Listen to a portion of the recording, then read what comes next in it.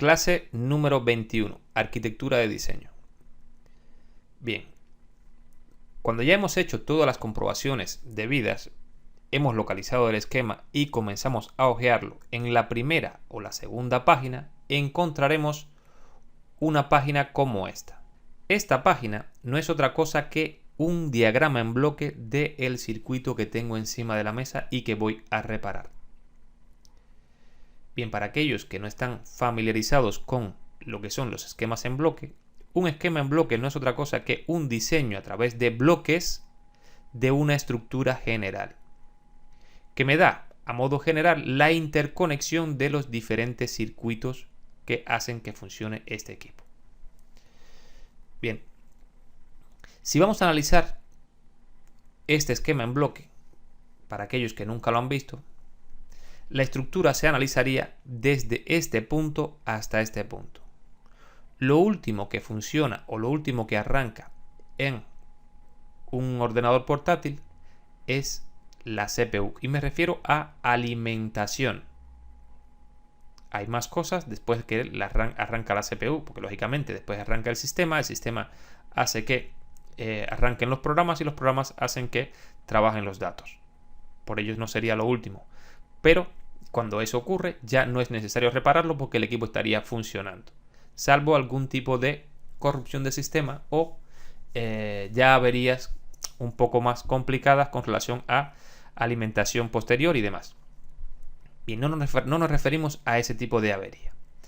Bien, cuando estamos trabajando en un ordenador portátil, primeramente tenemos que preguntarnos qué tiene como avería. Y luego, cuando ya tenemos el conocimiento de qué avería tengo sobre la mesa, entonces lo primero que hago es ver este esquema en bloque y me va a ayudar a determinar dónde comienza mi análisis. Desde luego, si el problema que yo tengo es que no tengo gráfica en pantalla, es decir, mi pantalla está oscura, yo parto a partir de este punto, de aquí hacia arriba. Sin embargo, si yo lo que tengo, importante, cuando hablo de gráfica en pantalla, estoy dando por hecho que no es un problema de BIOS, que también puede darme el mismo problema. Estoy hablando de que sea un problema gráfico realmente. Es decir, que tenga un problema en la controladora o tenga un problema en la salida gráfica. O en el mismo conector, o bien en la pantalla, o bien en el mismo cable del conector, etc. Bien. Si yo tengo esta estructura en la segunda página, no es por casualidad. Me puedo valer de ella para analizar muchas cosas y abreviar lo que es la reparación. Bien, para ello lo más importante es conocer las diferentes estructuras para poderme mover sobre ellas. Estructura de Intel. Bien, esta estructura que vemos, que tiene un enlace, esto que vemos aquí abajo es un circuito que comúnmente en la calle le suelen llamar KBC. Inclusive algunas personas le llaman N. N no quiere decir absolutamente nada porque N es el fabricante de este circuito. También está Winboard y también están SMC, etc. Hay diferentes fabricantes de este circuito, por lo tanto llamarle N o KBC sería incorrecto. Lo correcto sería llamarle control embebido, que es lo que es como tal. Control embebido es que es un control o un sistema de control para el arranque de este equipo. Es decir, el botón del power iría en este punto o en este circuito. Esto, recuerden, es un bloque y estoy hablando de que un bloque incluye muchos bloques internos que hacen que un equipo o un circuito funcione. En este caso tendríamos la BIOS, que es esto que está aquí en la página 29. Tenemos el control de ventilador, tenemos lo que es la controladora de teclado, aquí también el teclado, mírenlo aquí, y el ratón también está unido a controladora de ratón, también está unido a este circuito. Bien, como ven, este circuito es inicialmente de los más importantes a la hora de comenzar a trabajar este equipo. Después que este circuito está funcionando, la estructura sigue en evolución. Aquí tengo otro pequeño bloque que también es otro control embebido más pequeño que este, pero que es el encargado de hacer trabajar y alimentar a todos estos periféricos. Después que este circuito hace funcionar a todos estos periféricos, va arrancando poco a poco a todos estos circuitos. Primero a este, luego a este y por último al procesador. Bien, aquí adentro hay un pequeño firmware que se encarga de manejar todo ese arranque completo y el procesamiento gráfico que se va a llevar inicialmente antes de que carguen los controladores. Cuando todo esto ocurre, que están alimentados todos estos circuitos, pues entonces este circuito hace un test o un post y verifica todo lo que está interconectado con o tengo como conexión dentro del equipo. Es decir, toda la parte dura que está conectado. Cuánta memoria tengo, qué cantidad de disco tengo, qué cantidad de bloques de USB que tengo en el sistema completo, si tengo conectada la red, si tengo alguna tarjeta, si tengo el audio correcto, si tengo el controlador de audio correcto. O sea, el circuito aquí adentro hace un test y lo que hace ese test es verificar que este circuito tenga todos esos periféricos conectados. Si alguno de ellos falla o falta, enseguida te lo muestra en el test. Inclusive hay algunas veces que si falta el teclado, te lo da como aviso sonoro. Bien, nosotros a la hora de trabajar la electrónica de este equipo, tenemos que conocer las diferentes estructuras. Tenemos que familiarizarnos con ellas. Bien, tener presente o empezar a conocernos o familiarizarnos con términos como control embebido, BIOS, puente sur, puente norte y CPU. Hasta lo que fue el año 2010, Intel tenía esta estructura de trabajo. Es decir, tenía un circuito llamado chipset conformado por dos bloques, el puente sur y el puente norte conformaban el chipset. Y tenía un procesador central que en algunos casos hacía el procesamiento gráfico y en otros había una gráfica dedicada solamente al procesamiento gráfico. Bien, ahora mismo, si vamos a ver esto en una placa, podemos pasar y verlo. La placa correspondiente al esquema que teníamos abierto ahora mismo sería esta. Aquí tendríamos una CPU, aquí teníamos el procesador gráfico, tendríamos el puente norte, el puente sur, la memoria RAM y la memoria correspondiente al procesador gráfico. ¿Qué quiere decir memoria correspondiente al procesador gráfico? Bien, este procesador gráfico tiene su propia memoria donde almacena para procesar los gráficos. ¿Para qué? Bien, para no tener que pedir memoria RAM y hacerlo de forma mucho más rápida. Como ven, la cercanía de esta memoria con relación a este procesador y la cercanía de esta memoria con relación a este procesador hacen que esta gestión de memoria por parte del puente norte sea muy rápida. Bien, para aquellos que no lo conocen, el puente norte es el encargado de gestionar la memoria que utiliza el procesador para lo que es el procesamiento de gráfico. El procesamiento de datos. Es importante que conozcamos esto de esta forma, porque a la hora de analizar los diferentes problemas hay que saber esto, cómo se mueve la información. ¿Quién se encarga de gestionar la información desde los diferentes periféricos? El puente sur. Si yo, por ejemplo, tengo un disco duro conectado aquí, conectado aquí va la disquetera, conectado aquí, y la información que está en el disco duro llega a el puente sur, la entrega a través de un bus al puente norte, el puente norte la almacena en RAM y la va distribuyendo en la medida que el procesador la vaya procesando. Y luego, a través del mismo puente norte, esa información pasa a gráfico y de gráfico ya sale a pantalla. Bien, esta es la forma en que la información se mueve por este circuito. Si yo tengo un problema, sea el que sea, ese es el primer análisis que tengo que tener claro. Cómo se mueve la información dentro de estos circuitos. Repito, el puente sur se encarga de gestionar los diferentes periféricos, ya sea la disquetera, ya sea a través de un PCI, ya sea a través de un puerto SATA, y la información de aquí llega aquí, de aquí llega aquí y de aquí llega aquí.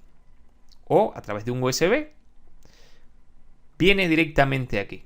Cuando esa información es gestionada, es decir, él la ha extraído ya sea de la fuente que sea, la entrega al puente norte. El puente norte la almacena en memoria y la va entregando poco a poco a través del FSB o bus o el frontside bus.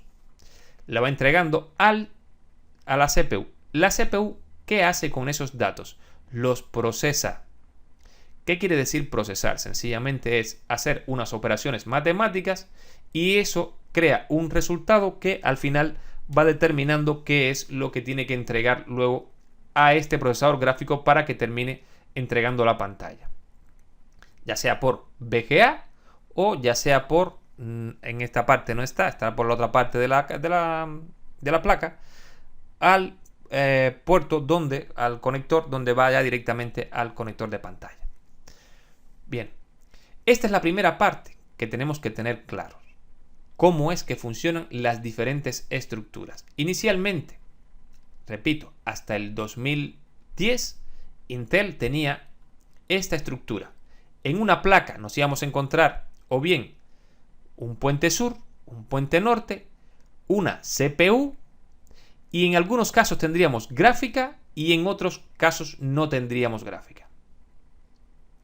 En los casos que no teníamos gráfica, el puente norte haría de gestor gráfico. Y digo gestor porque él es quien entrega al conector de gráfica o directamente a la salida de VGA. Quien se encargaba entonces, si no tengo gráfica, de procesar todo eso, es el procesador. Por ello es que cuando tenemos una gráfica dedicada, el procesador se ve libre de esa tarea y el equipo trabajará más fluido y será mucho más rápido. Bien, repito, tenemos que acostumbrarnos y a identificar qué son cada uno de los circuitos. Si veo este circuito, repito, CPU, puente norte, puente sur, gráfica, RAM de gráfica, RAM del procesador.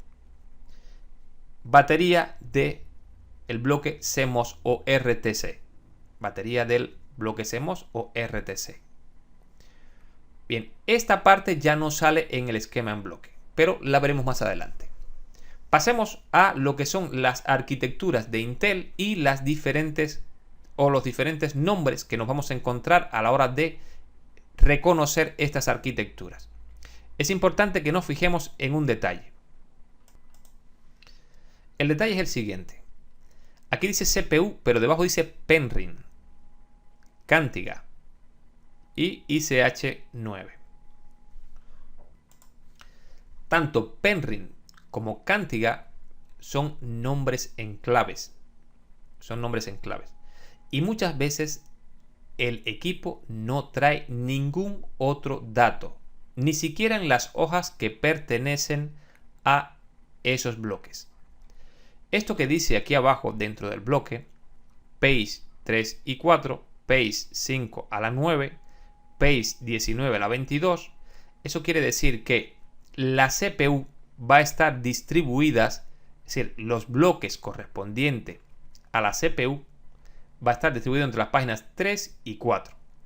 Los bloques correspondientes al puente norte van a estar distribuidos entre las páginas 5 a la 9.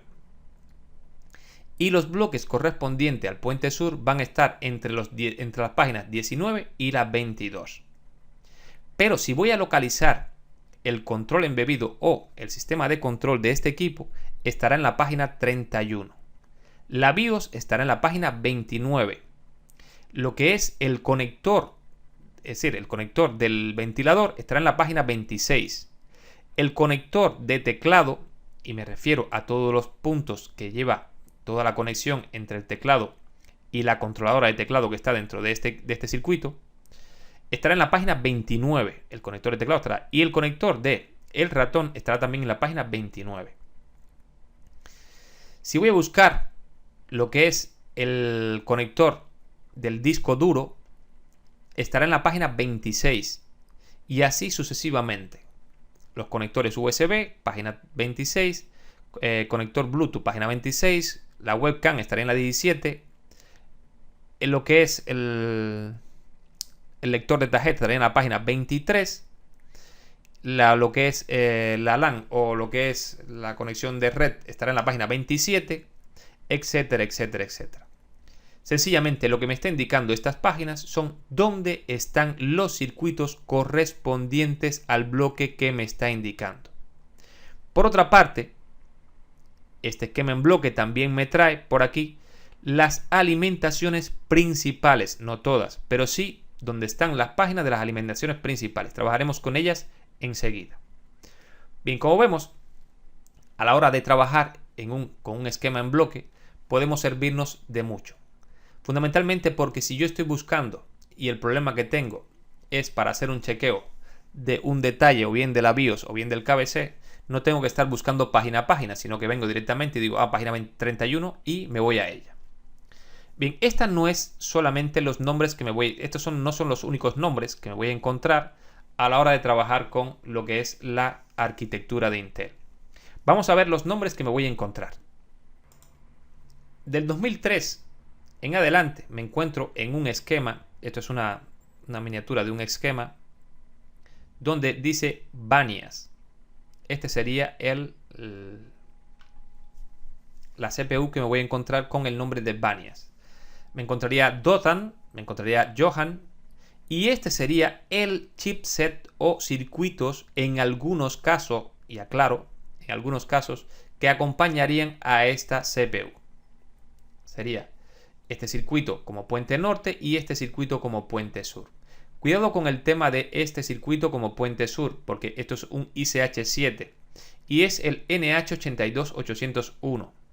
Bien, las letras de atrás cambian cambia este número. Es decir, para el 8 ya no será GBM.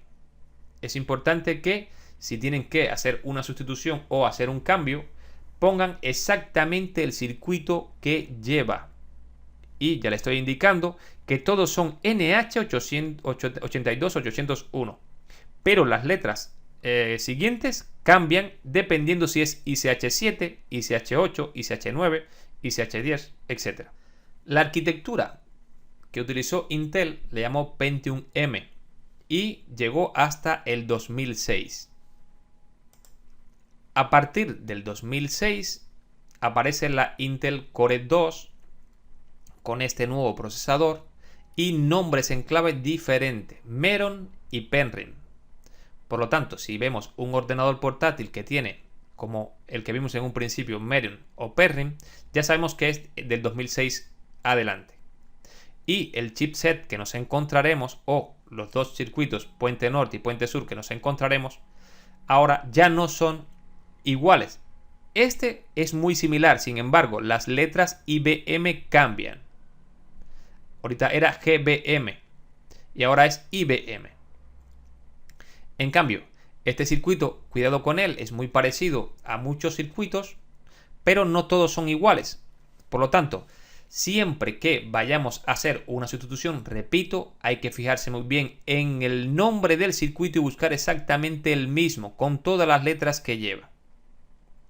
Igual digo con lo que es CPU. ¿Por qué razón? Porque muchas veces la avería es justamente que alguien ha cambiado la CPU y de repente el problema que tiene ahora es que la CPU no trabaja con el chipset que tiene. Cada CPU está diseñada única y exclusivamente para trabajar con su chipset, es decir, su conjunto de circuitos. Y no podemos hacer un cambio porque esto no funcionaría. Y todo esto está dentro de la BIOS. si realmente la BIOS está determinando que este circuito trabaja de una forma con este y entrega los datos de una forma a este, no puede trabajar si el conjunto no es completo. Por lo tanto, no puede hacerse ningún cambio de chips. He visto que en algunos casos los alumnos han intentado hacer pruebas de una CPU con otra. En algunos casos funcionan algunos puntos. Y me refiero a que funciona en parte, pero no funciona al 100% de su posibilidad. Por lo tanto, mi consejo desde un principio es no cambiemos ni alteremos lo que está diseñado, porque por alguna razón se diseñó de esa forma. Pero además, no está diseñado para trabajar de otra forma. Otra cosa que puedo agregar en lo que es la arquitectura es que Intel es un fabricante que tiene sus propios circuitos, pero que también trabaja con otros chipsets, ya sea de ATI o ya sea de Nvidia. Y entonces lo podemos encontrar un chip de Intel con un puente norte y un puente sur de ATI u otro fabricante. A partir del 2010, Intel crea una nueva arquitectura, es decir, crea una nueva forma de diseñar. ¿Y por qué digo nueva? Porque desaparece el puente norte. Desaparece el puente norte. Y sus funciones son repartidas entre un circuito que lleva interno una CPU y una gráfica y algo aquí que le llaman PCH. Este circuito se le puede llamar CPU, pero sería mal llamado CPU. ¿Por qué razón? Bien, porque este circuito internamente ya tiene un procesador gráfico y un procesador central. A partir de 2010, Intel comienza a trabajar con esta estructura que vemos aquí. Cambios.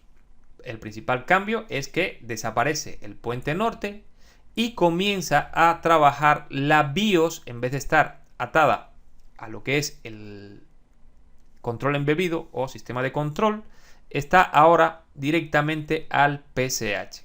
PCH, Peripheral Control Host, CPU, Central Process Unit, S, control embebido, o KBC, Keyboard Control. Esto que vemos aquí son buses, lo que une a los diferentes bloques con el procesador son buses. Estos buses trabajan a una frecuencia y con un voltaje determinado.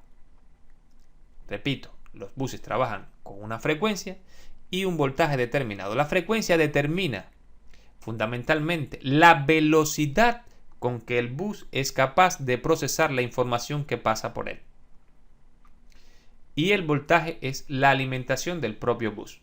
Por lo tanto, mientras más alta es la frecuencia, mucho más rápido trabaja el bus y los datos son entregados al siguiente circuito. Como dato interesante de esta arquitectura es que ahora tenemos un procesador gráfico donde puede entregar directamente ya a pantalla, o tengo un controlador gráfico en este circuito que también puedo entregar a pantalla. Esto lo veremos muy bien en los esquemas en bloques de los diferentes circuitos que vayamos a trabajar. Por ejemplo, ahora mismo ya tengo aquí un diagrama en bloque de esta estructura que estamos viendo ahora mismo. ¿Y qué tenemos? Bien, repito, este diagrama en bloque es la primera o la segunda página de los diferentes esquemas. Ahora tendríamos que entre la página 3 y 6 tendríamos esta CPU y como nombre en clave le llaman Arrandale. Ahora ha cambiado. Antiguamente Intel tenía lo que era la controladora de memoria directamente en el puente norte. Ahora la tiene directamente en la CPU.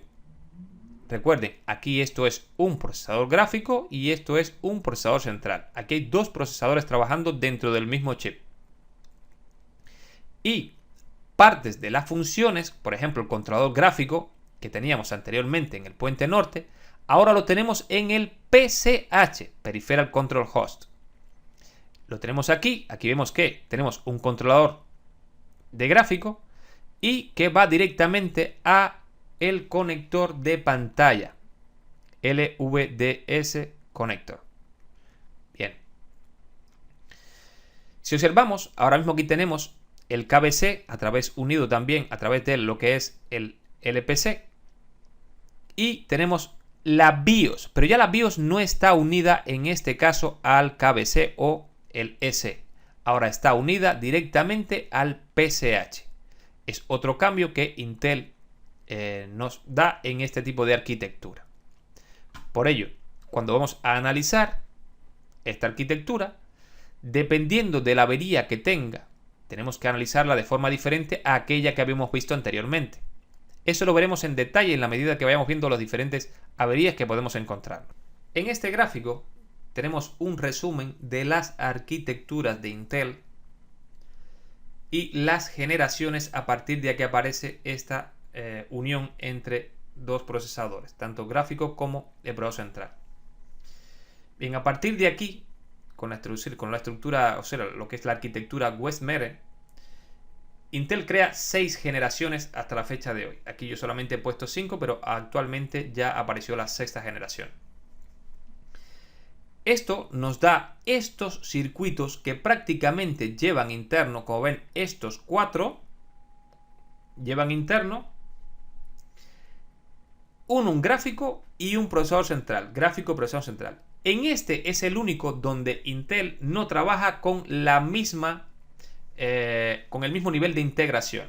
Es decir, esto que vemos aquí, porque tengo un cuadro más grande y uno más pequeño, es que el nivel de integración para el procesador central es de 32 nanos, mientras que el nivel de integración para lo que es el procesador gráfico es de 45 nanómetros.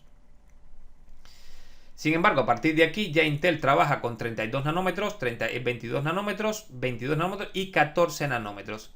En la 5ª generación, a partir de la 5ª generación, Intel ya fusiona tanto el PCH como el procesador gráfico como el procesador central en un solo chip. Y ya no va montado en pines, sino que va directamente soldado a través de bolas a la placa. Y nos encontraríamos un esquema en bloque en estos equipos parecido a este. Es decir, tendríamos solamente en esta arquitectura un bloque principal, bueno, lo llama por el nombre en clave, Haswell, y lo que tengo en la placa es un circuito como este. Los equipos que traigan este circuito, las averías para resolverla van a ser bastante más sencillas. ¿Por qué razón? Porque todo se reduce a un solo circuito. Así que no hay que preocuparse.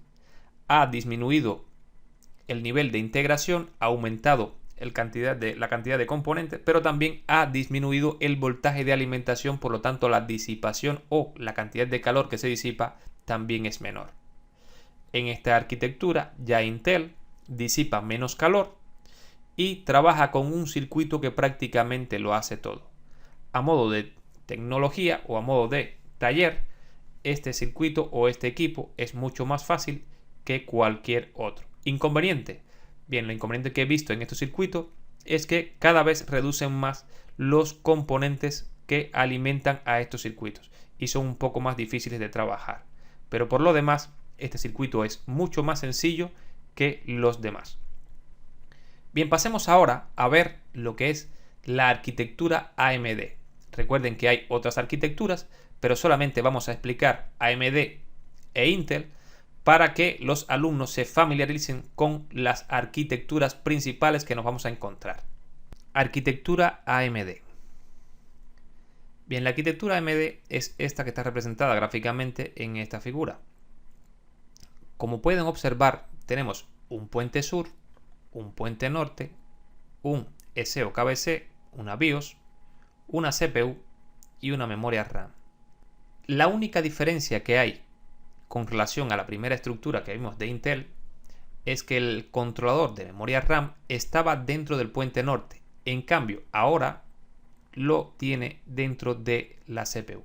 Es la única diferencia sustancial que podemos apreciar a simple vista. Por esa razón, la forma de interpretar la estructura prácticamente es la misma, tanto en Intel como AMD. Lo único que, por ejemplo, AMD se extiende con esta estructura hasta el 2011 e Intel se extiende con este tipo de estructura hasta el 2010. Es la única diferencia.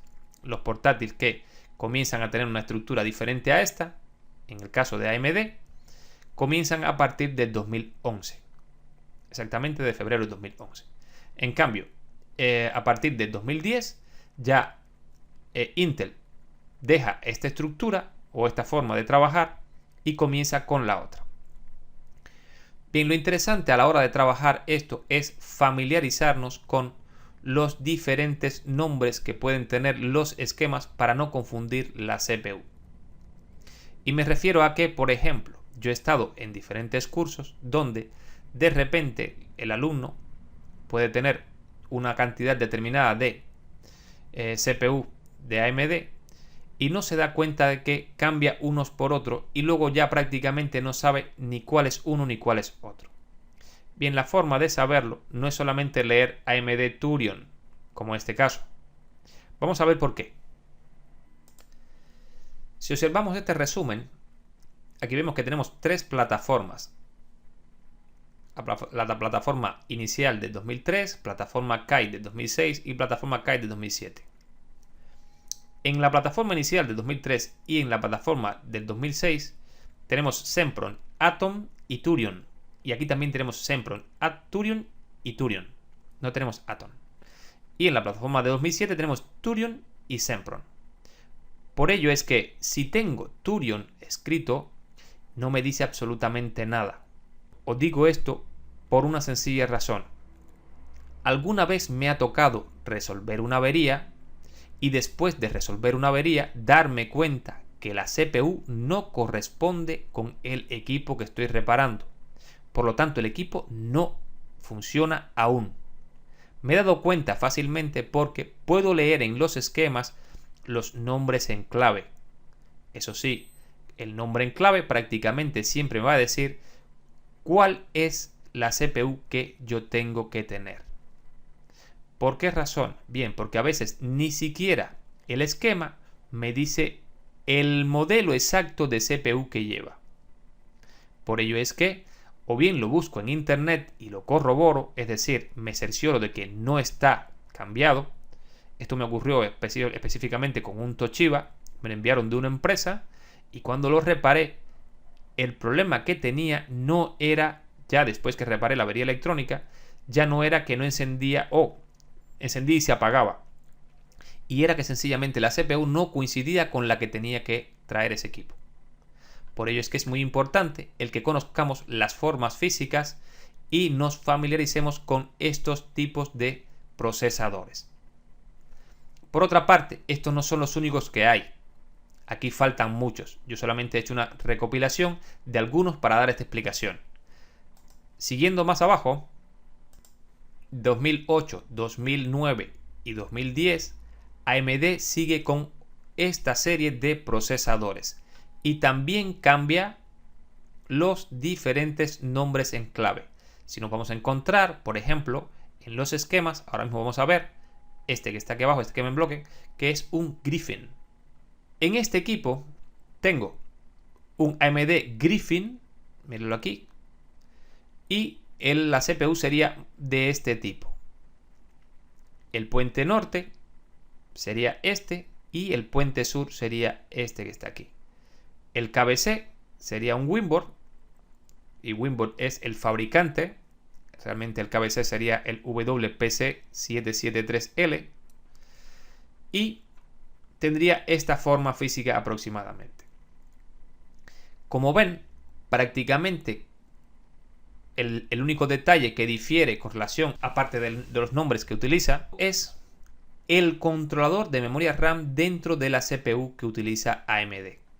La CPU AMD, controlador de memoria RAM, está dentro de este CPU. En cambio, anteriormente teníamos que Intel tenía lo que era el controlador de la RAM, lo tenía dentro del puente norte. A partir del año 2011, todo aquel equipo que nos entre en taller con tecnología AMD vendrá con una nueva arquitectura. Ya no será la que hemos visto hasta ahora. Aparece entonces una nueva arquitectura que ya no tiene puente norte. ¿Qué es lo que hace AMD para crear esta arquitectura? Sencillamente toma el puente norte, la CPU y la gráfica y los une en un solo chip.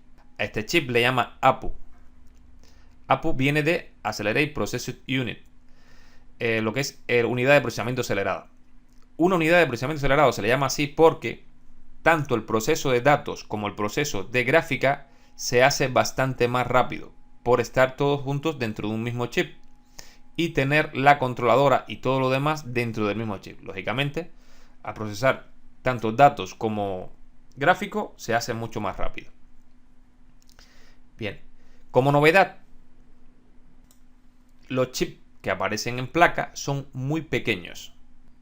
Este procesador ya no viene montado como anteriormente venía en un socket a través de pines.